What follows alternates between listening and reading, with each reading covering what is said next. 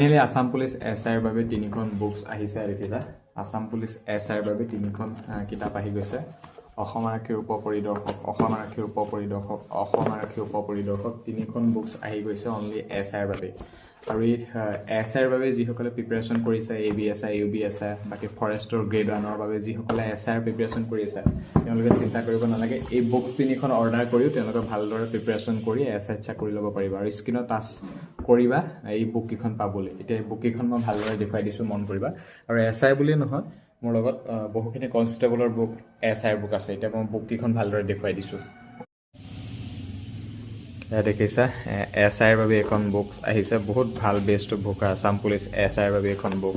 আৰু এইখন 2026 এইবিলাক দেখিছা আসাম পুলিচ SI উপপৰিদৰ্শক এইখন আসাম পুলিচ উপপৰিদৰ্শক SI বঢ়িয়া বুকছ আহিছে SI বাবে ভালদৰে প্ৰিপাৰেচন কৰিলেহে SIত জব ল'ব পাৰিব এইবিলাক কুৱেশ্যনবোৰ দেখিছা নহয় যমুনা নদীৰ পাৰত কি চহৰ অৱস্থিত আগ্ৰা অযোধ্যা